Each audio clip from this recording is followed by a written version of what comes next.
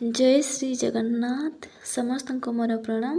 आशा करछि आपण माने समस्ते भलरे थिबे एवं आपणकर पढ़ा कंटिन्यू थिबो।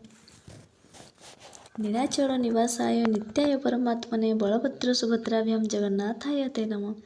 चलंतु आज क्लासटी आम आरंभ करवा, जहाँकि आम समस्त यही भिडियोटी उपयोगी।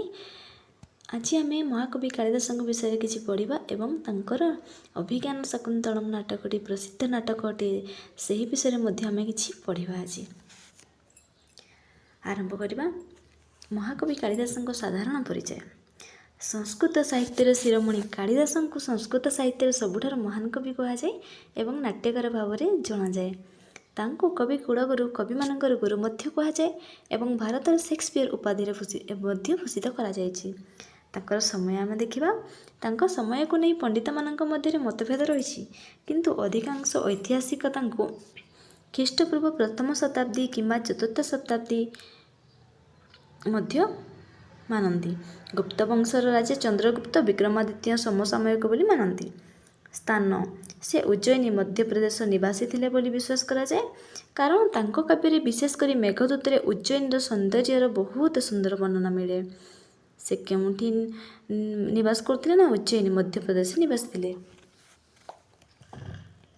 साहित्यिक शैली तांकर आम देखा, कालिदास शैली हूँ वैदर्भी रीति, जहाँ अत्यंत सरल मधुर एवं मधुर अटे। तांको रीति कौन थी ना, वैदर्भी रीति। एग्जाम आसला भाया प्रश्न यहाँ, तो आपण मैंने निश्चय मन रखिए। तांको रीति कौन ना, वैदर्भी रीति।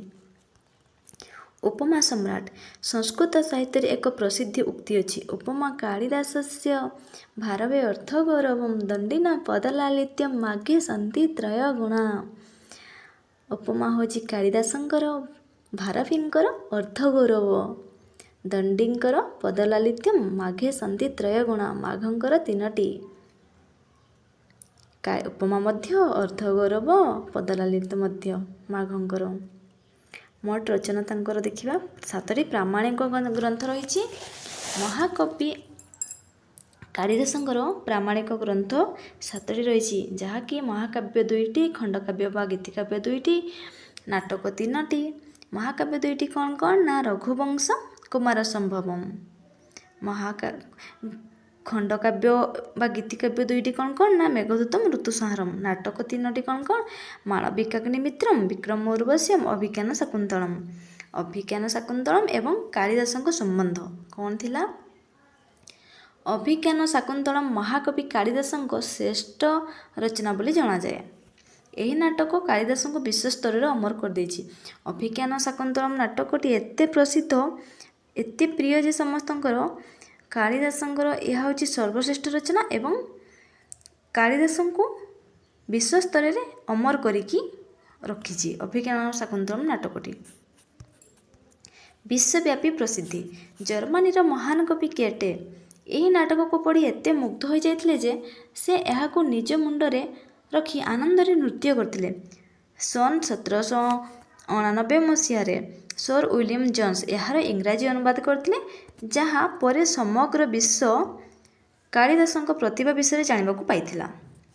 नाटकर मुख्य वैशिष्ट्य कौन आम ए देखा। कथावस्तु यही नाटकटी हूँ राजा दुष्यंत एवं महर्षि कर्ण पालित कन्या शकुंतला प्रेम विरह विच्छेद एवं पुनर्मिलनर कहानी। यह मूल आधार महाभारतर आदि पर्वर नि, किंतु कालिदास निज कल्पना बल एथिरे दुर्वासा ऋषि अभिशाप एवं मुद्रिका अभिज्ञान चिन्हर प्रसंग जोड़ी यहाकू एक अद्भुत एवं रोचक मोड़ कर देछि। अंक आर्ट्स एथिरे मोट 7 गोटी अंक रही। अभिज्ञान शाकुंतलम केते गोटी अंक ना, 7 गोटी अंक रही। चतुर्थ अंकर श्रेष्ठता कौन आम देखा। यही नाटकर चतुर्थ अंक ଯେଉଁଠାରେ ଶକୁନ୍ତଳାଙ୍କର ପତିଗୃହକୁ ବିଦାୟ ବେଳର ଦୃଶ୍ୟ ରହିଛି, ତାହା ସାହିତ୍ୟ ଜଗତର ସବୁଠାରୁ ଭାବପୂର୍ଣ୍ଣ ଏବଂ କରୁଣ ରସଯୁକ୍ତ ଅଂଶ। ସଂସ୍କୃତରେ ଏକ ପ୍ରସିଦ୍ଧ ଶ୍ଲୋକ ଅଛି, କାବ୍ୟେଷୁ ନାଟକମ୍ ରମ୍ୟମ୍ ତତ୍ର ରମ୍ୟା ଶକୁନ୍ତଳା ତତ୍ରାପି च ଚତୁର୍ଥାଙ୍କସ୍ତତ୍ର ଶ୍ଲୋକ ଚତୁଷ୍ଟୟମ୍।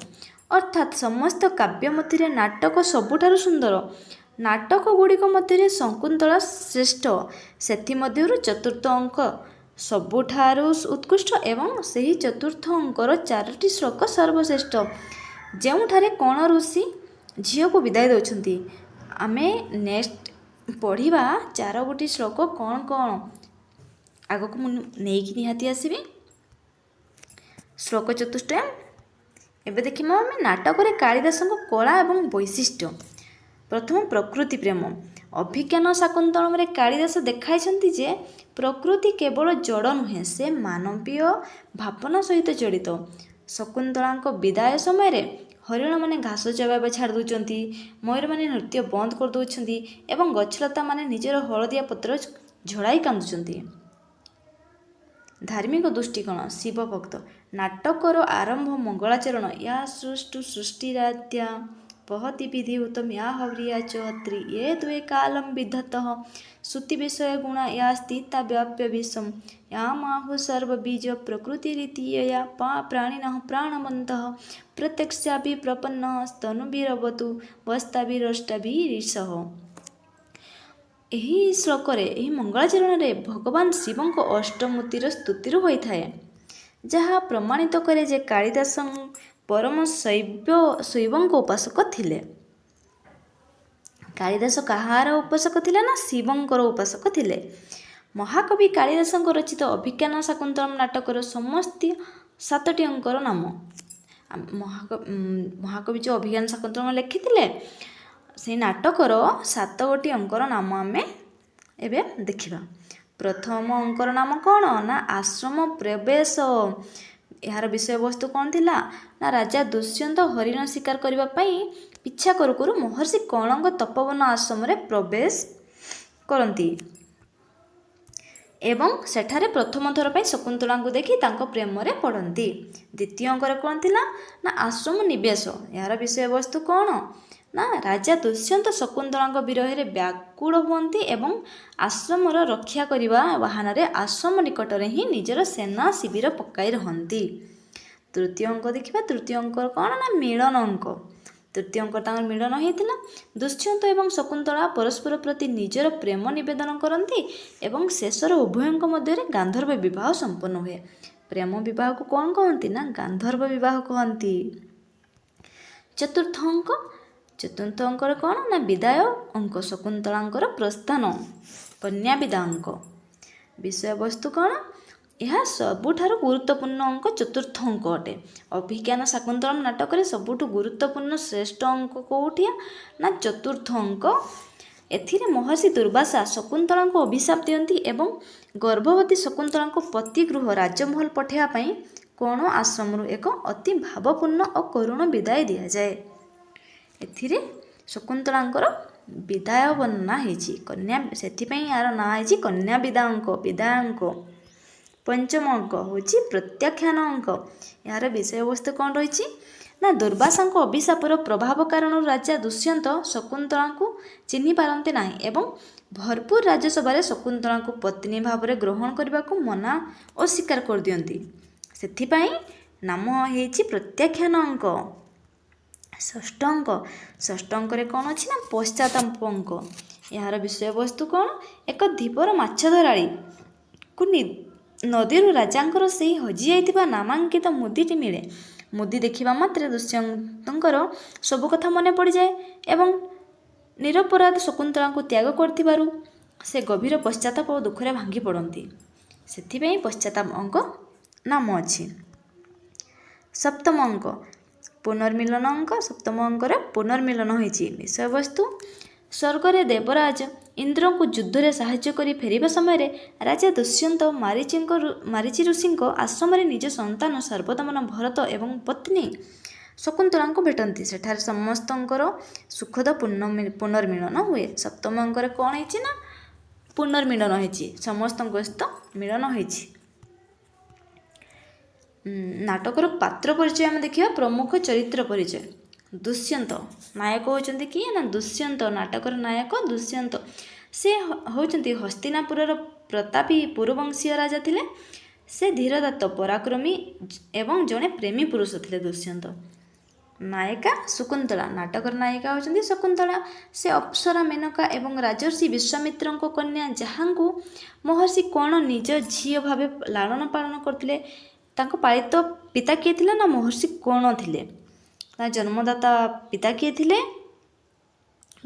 ବିଶ୍ୱାମିତ୍ର ଥିଲେ। ତାଙ୍କ ମାତା କିଏ ଥିଲେ ନା ମେନକା ଥିଲେ। ସେ ଅତ୍ୟନ୍ତ ସରଳ, ସୁନ୍ଦରୀ ଏବଂ ପ୍ରକୃତି ପ୍ରେମୀ ଥିଲେ। ଶକୁନ୍ତଳା କେମିତି ଥିଲେ ନା ସେ ବହୁତ ସରଳ, ସୁନ୍ଦରୀ ଏବଂ ପ୍ରକୃତି ପ୍ରେମୀ ଥିଲେ ଶକୁନ୍ତଳା।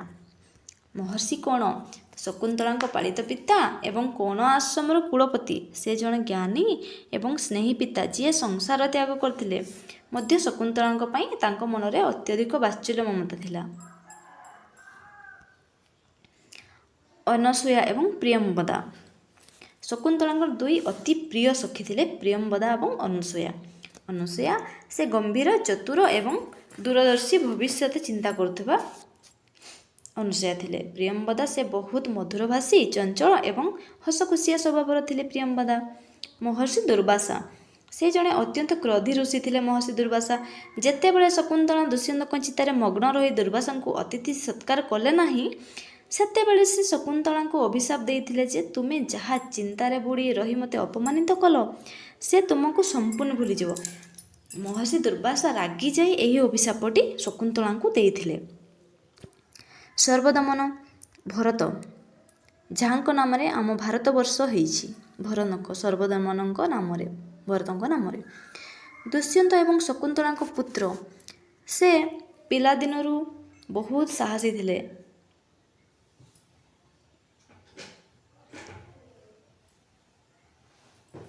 ଏବଂ ଆଶ୍ରମରେ ସିଂହ ଛୁଆର ଦାନ୍ତ ଗଣୁଥିଲେ। ତାଙ୍କରି ନାମ ଅନୁସାରେ ଆମ ଦେଶର ନାମ ହୋଇଛି ଭାରତ। ସାର୍ଙ୍ଗରବ ଏବଂ ଶାରଦୂତ। ମହର୍ଷି କଣଙ୍କର ଦୁଇ ପ୍ରମୁଖ ଶିଷ୍ୟ, ଯିଏ ଶକୁନ୍ତଳାଙ୍କୁ ହସ୍ତିନାପୁର ରାଜମହଲ ଛାଡ଼ିବାକୁ ଯାଇଥିଲେ। ଗୌତମୀ କଣ ଆଶ୍ରମର ବୃଦ୍ଧା ତପସ୍ୱୀ ମାତୃତୁଲ୍ୟ, ଯିଏ ଶକୁନ୍ତଳାଙ୍କର ବହୁତ ଯତ୍ନ ନେଉଥିଲେ। ଆମେ ଏବେ ଦେଖିବା ନାୟକର ପ୍ରକାର। ରାଜା ଦୁଷ୍ୟନ୍ତ। ନାଟ୍ୟଶାସ୍ତ୍ରରେ ମୁଖ୍ୟତଃ 4 ପ୍ରକାରର ନାୟକ ଥାନ୍ତି: ଧୀରଦତ୍ତ, ଧୀରଧୂର୍ତ୍ତ, ଧୀରଲଳିତ ଏବଂ ଧୀରପ୍ରଶାନ୍ତ।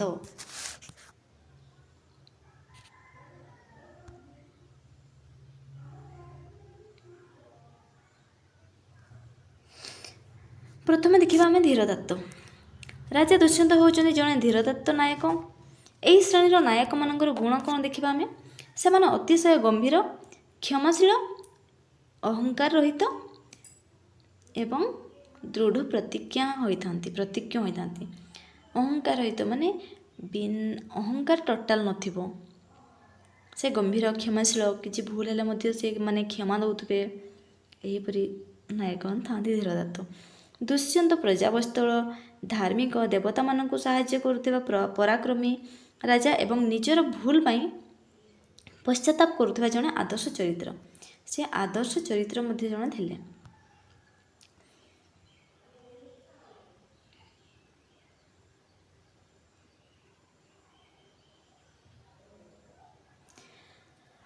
ବର୍ତ୍ତମାନ ଦେଖିବା ଆମେ ଅଭିଜ୍ଞାନ ଶାକୁନ୍ତଳମସ୍ୟ ମଙ୍ଗଳାଚରଣ। ଏହି ମଙ୍ଗଳାଚରଣ ବହୁତ ଇମ୍ପୋର୍ଟାଣ୍ଟ ପିଲେ, ନିହାତି ସମସ୍ତେ ମନେ ରଖିବେ ଆଶା କରୁଛି। या सृष्टिः स्रष्टुरात्या वहति विधिहुतम्याह व्रियाचहोत्रि ये द्वे कालं विद्धतः श्रुतिविषयगुणा यास्ति तवाप्यवीशम् याम् आहुः सर्वबीज प्रकृतिरिति अया प्राणिनः प्राणबन्धः प्रत्यक्षाभिप्रपन्न तनुभिरवतु ବସ୍ତାଭିରଷ୍ଟାଭିରୀଶଃ। ଅଭିଜ୍ଞାନ ଶାକୁନ୍ତଳମ୍ ନାଟକଟି ବହୁତ ପ୍ରସିଦ୍ଧ ଅଟେ, ମହାକବି କାଳିଦାସଙ୍କର। ଆଜି ଆମେ ଏହି ମଙ୍ଗଳାଚରଣ ବିଷୟରେ ପୁଙ୍ଖାନୁପୁଙ୍ଖ ଭାବେ ଆମେ ପଢ଼ିବା, ପରୀକ୍ଷା ଉପଯୋଗୀ। ଏହା ବହୁତ ମହତ୍ତ୍ୱପୂର୍ଣ୍ଣ ଅଟେ। प्रथम देखिबा आमे अभिज्ञानम। अभिज्ञानर अर्थ कौन ना चिन्हिबा।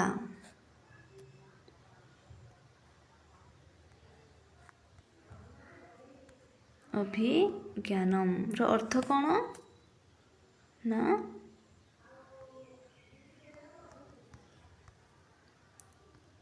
चिन्हिबा।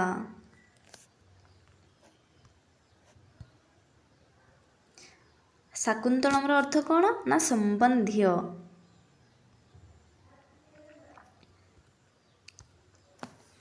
अभिज्ञानम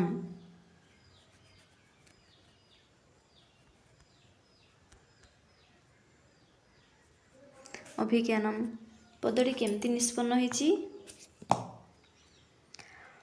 अभि उपसर्ग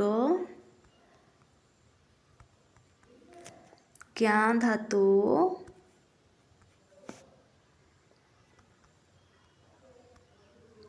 लेओट प्रत्यय भावे अभिज्ञान शब्दटी निष्पन्न होईची।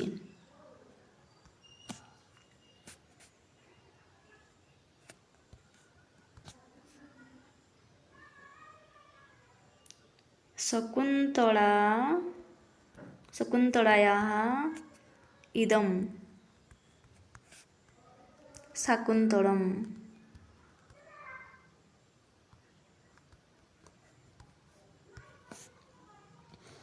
तस्यदम सूत्र शकुन्तला शब्दरू अण प्रत्यय होई शाकुन्तल पद निष्पन्न होईची। अभिज्ञानंच तत् शाकुन्तलम अभिज्ञान शाकुन्तलम यह होची द्वंद्व समास। कौ समास ना द्वंद्व समास।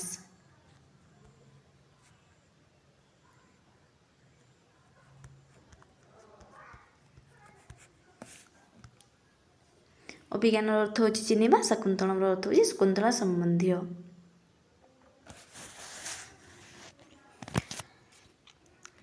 शकुन्तला संबंधी चिन्हिबा अर्थात दुर्वासाଙ୍କ अभिशाप फल दुष्यंत शकुन्तलाଙ୍କ सहित କରିଥିବା प्रणयକୁ प्रथम पर्याୟରେ ମନେ ପକାଇ ପାରିନଥିଲେ କିନ୍ତୁ ପରବର୍ତ୍ତୀ पर्याୟରେ ମନେ ପକାଇ ଶକୁନ୍ତଳାଙ୍କୁ ଚିହ୍ନିଥିବାରୁ ନାଟକର ନାମ ହୋଇଛି ଅଭିଜ୍ଞାନ ଶାକୁନ୍ତଳମ୍। अन्वय देखियो या सृष्टु अद्या सृष्टि अस्ति या विधिहुतं हविः वहति या च हत्रि अस्ति ये द्वे कालं विधतः सुत्ति विषय गुणा या विश्वं व्याप्य स्थिता अस्ति यां सर्वबीज प्रकृति इति आहुः यया प्राणिनः प्राणवन्तः सन्ति ताभिः प्रत्यक्षाभिः अष्टाभिः तनुभिः प्रपन्नः ईशः व अवतु। यार अर्थ हमें देखिबा पदस्य अर्थ या जो स्त्रीलिंग एठारे जलरूपी मूर्ति सृष्टि रचना जलमयी तनु सृष्टुराद्या सृष्टुयुक्त आद्या सृष्टु सृष्टिकर्तांकर ब्रह्मांकर आद्या प्रथम बहती बहन करे देवता मानक निकटरे पहुँचाई दिए अग्निमयी तनु विधिहुतम विधिपूर्वक होम करा जायथिबा शास्त्रर विधान अनुसार आहूत होउथबा या जो हविः हविष्य घी बा आहुति द्रव्य या जो एठारे यजमान रूपी मूर्ति च एवं हत्रि होम करुवा व्यक्ति पुरोहित बा यजमान ये जो दुईटी सूर्य और चंद्र दुई जन कालम समय को दिन और राति विद्धतः निर्धारण बा विभाजन करती श्रुति विषय गुण जहाँकर गुण शब्द एवं जहाँ कानर विषय एठारे आकाश रूपी मूर्ति या जो च एवं विश्वम समग्र संसार को व्यापी करिबा आच्छादित करी स्थिता अवस्थित याम आहु याम युक्त आहु याम जहाँ को एठारे पृथ्वी रूपी मूर्ति आहु ऋषि माने कहती आहु माने कहती सर्वबीज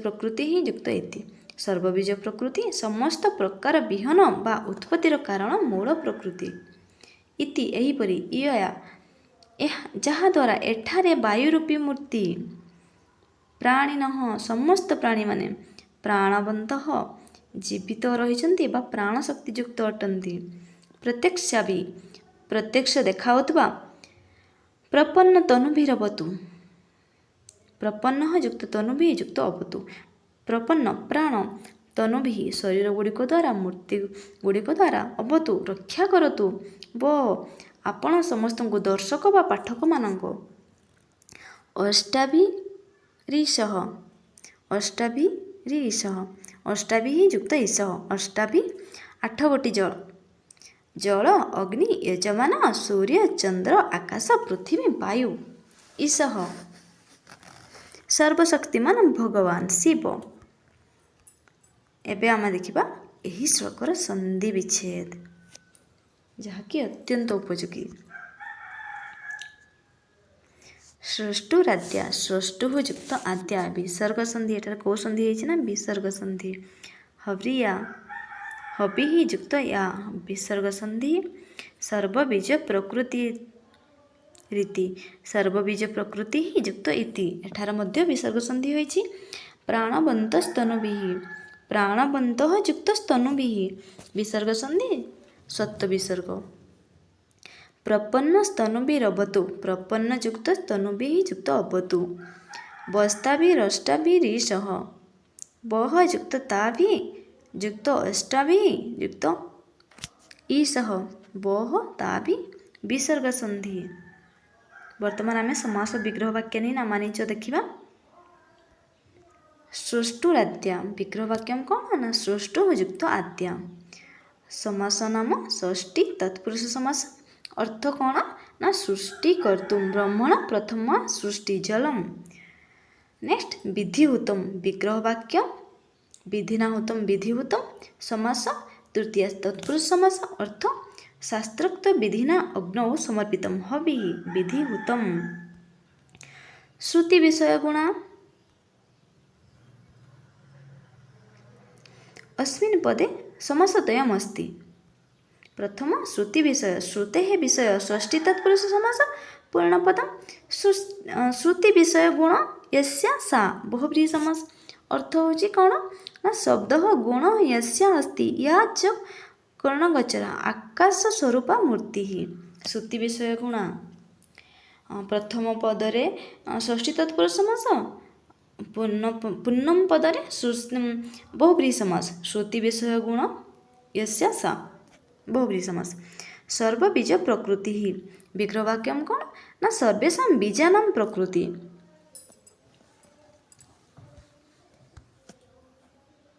समास नाम कौन षष्ठी तत्पुरुष समास। अर्थ समस्त उत्पत्तीनां मूल कारणं पृथ्वी रूपा मूर्ति।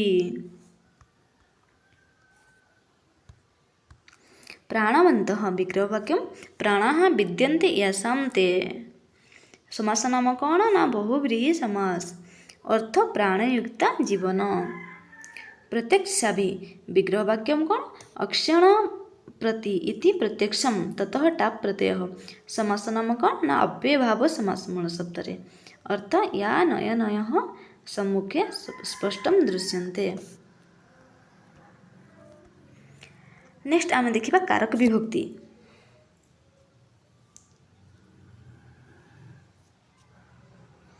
या सृष्टि आद्याहत्री यत सृष्टि आद्याहत्रम शब्द के प्रथमा विभक्ति एक वचन कर्तरी प्रथमा। एठार होची कर्तरी प्रथमा। ए चारोटी शब्द रे षष्टु षष्टु शब्द षष्ठी विभक्ति एक वचन शेषे षष्ठी। विधिहुतम हविः कालम विश्वम द्वितीय विभक्ति एक वचन कर्मणि द्वितीय होइजबो एठारे। ये द्वे प्रथमा विभक्ति द्विवचन कर्तरी प्रथमा। याम यत् शब्द स्त्रीलिंग द्वितीय विभक्ति एक वचन कर्मणि द्वितीय। या यत् शब्द स्त्रीलिंग तृतीय विभक्ति एक वचन करण तृतीय एठारे होइजबो। प्राणिनः प्राणवन्तः प्रथमा विभक्ति बहुवचन एठारे कर्तरी प्रथमा होइजबो। प्रत्यक्षाभि तनुभिः ताभिः अष्टाभिः तृतीय विभक्ति बहुवचन करण तृतीय। एही चारोटी शब्द रे कोन हबो ना करण तृतीय। वह युष्म शब्द षष्ठी विभक्ति बहुवचन। ईशः प्रपन्नः प्रथमा विभक्ति एक वचन कर्तरी प्रथमा। च होची अव्ययपदम बहति क्रियापदम। एठारे आम प्रकृति प्रत्यय देखिबा। सृष्टि सृज धातु 3 प्रत्यय। षष्ठा सृज धातु तृच प्रत्यय।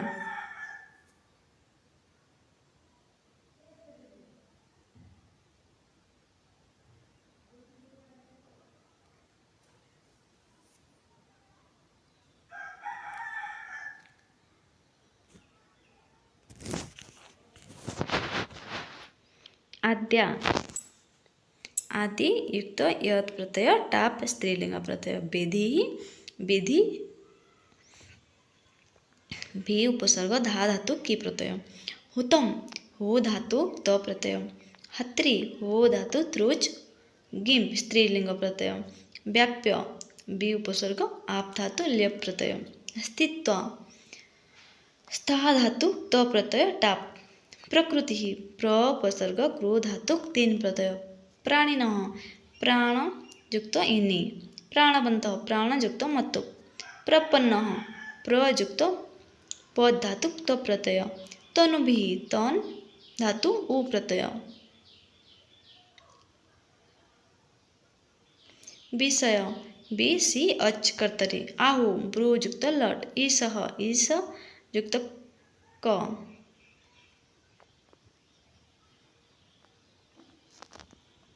कर्तरी।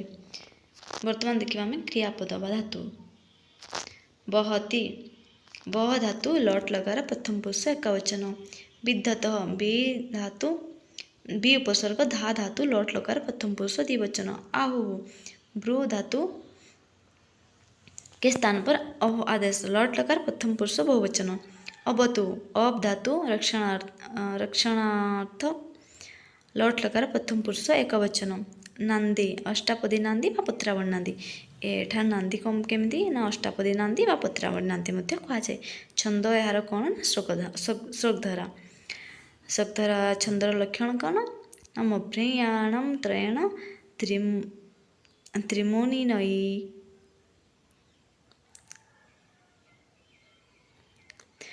मभ्रेयाणम त्रयण त्रिमुनि यति उता श्लोकधरा कीर्तितेय मंगलाचरण हूँ आशीर्वादात्मक भगवान शंकर व शिव ईश्वर स्तुति करा एठारे श्लोकर पृष्ठभूमि आम कौन देखा यह एक नांदीपाठ मंगलाचरण अटे जोठारे कवि नाटकर निर्विघ्न समाप्ति पाई समग्र सृष्टि को रक्षा करुवा भगवान शिवंकर अष्टमूर्ति 8टी प्रत्यक्ष रूप को स्तुति करछन्ति। आम वर्तमान देखा अष्टमूर्तिर व्याख्या जलरूपी मूर्ति वाटर क्या सृष्टि सृष्टुराद्या सृष्टिकर्ता ब्रह्मांकर जो प्रथम सृष्टि अटे शास्त्र अनुसार ब्रह्मा सर्वप्रथम जल सृष्टि करथिले तेणु जल होची भगवान शिवंकर प्रथम मूर्ति अग्निरूपी मूर्ति बहती विधिवत म्या हवि जी विधिपूर्वक होम करा जायतिबा हविष्य को देवता मानक पाखक बहन करि नै जांती अग्नि ही यज्ञर आहुति ग्रहण करती यजमान रूपी मूर्ति या होत्री जी निजे होम कर यज्ञ कर व्यक्ति रूप बा पुरोहित सूर्य और चंद्ररूपी मूर्ति ये दुए कालम विधत जो दुईटी मूर्ति समय को दिन और राति निर्धारण करती सूर्य द्वारा दिन और चंद्र द्वारा रातिर गणना हुए आकाशरूपी मूर्ति श्रुति विषय गुण या च विश्व व्याप्य स्थिता जार गुण हूँ शब्द जहाँ कानर विषय अटे एवं जी समग्र ब्रह्मांड को व्यापी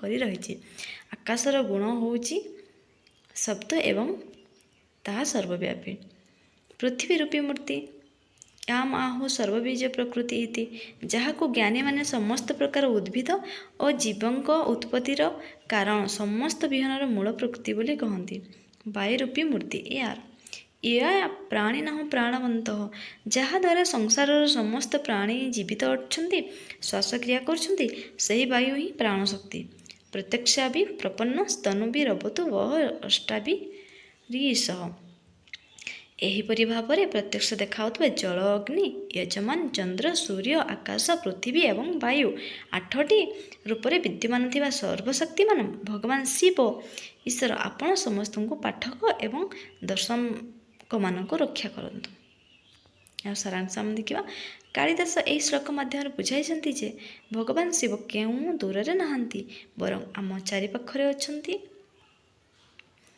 थिबा प्रकृतिर पंचमहाभूत क्षिति अप तेज मरुत व्योम एवं सूर्य चंद्र और जीवन मध्य ही से प्रत्यक्ष भाव विराजमान। यार मैं प्रश्न देखा ये श्लोकर किसी महत्वपूर्ण प्रश्न प्रथम प्रश्न या सृष्टि सृष्टुराद्य बहती विधि या सृष्टि सृष्टुराद्य इत्यत्र स्रष्टु इति पदे क मूलप्रत्ययः अस्ति तथा च सृष्टि इति पदे के क प्रत्ययः ना आंसर कौन हो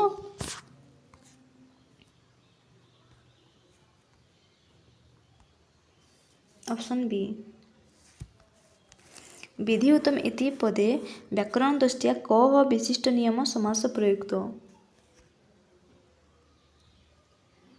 ऑप्शन हो बी राइट आंसर विधि ना उत्तम तृतीय तत्पुरुष विधि उत्तम इति कह समास अस्ति ना ऑप्शन बी आंसर हो तृतीय तत्पुरुष समास सर्वबीज प्रकृति इति पदस्य शुद्ध बहुव्रीहि समास विग्रह कह आंसर कौन हो सर्वाणि बीजानि प्रकृति यस्या सा राइट आंसर हो नेक्स्ट प्रश्न यामाहु याम युक्त आहु इत्यत्र आहु इति क्रियापदम कस्य मूलधातुः अस्ति ऑप्शन हो बी राइट आंसर ब्रूजात धातुः नेक्स्ट प्रश्न स्थिता इति पदस्य शुद्ध प्रकृति प्रत्यय विभाग कह स्था तोक टाप नेक्स्ट प्रश्न प्राणवंत इति पदे क मूल प्रत्यय अस्ति को प्रत्यय अछि ना मतु प्रत्यय ऑप्शन हो सी या सृष्टि सृष्टुराद्या इत्यत्र सृष्टु इति पदे का विभक्ति अस्ति ना षष्ठी विभक्ति ऑप्शन बी राइट आंसर हो तनुभिरवतु वस्ताभिरष्टाभिरीसः इत्यत्र तनुभि इति पदस्य का कारक संज्ञा अस्ति ऑप्शन कौन हो ना सी आंसर हो करण कारकम नेक्स्ट प्रश्न मंगलाचरणे श्रुति विषय गुण इति वाक्यन कस्य तत्त्वस्य अर्थ बोध्यते क्यों तत्तर अर्थ बोध होइछि आकाशस्य नेक्स्ट प्रश्न अभिज्ञान शाकुन्तलमस्य मंगलाचरणे कः छंद प्रयुक्त क्यों छंद प्रयोग करा जायछि श्लोकधारा आंसर हो श्लोकधारा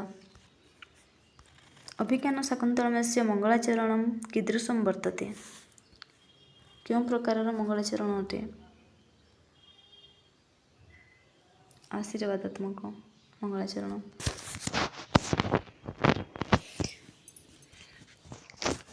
आज एतिकी थिला आजिर क्लासटी एतिकी आमे समाप्त करिबा केमिति आजिर क्लासटी केमती लागला निहाती भाव में जनइबे धन्यवाद पुणी देखावा नेक्स्ट क्लास रे।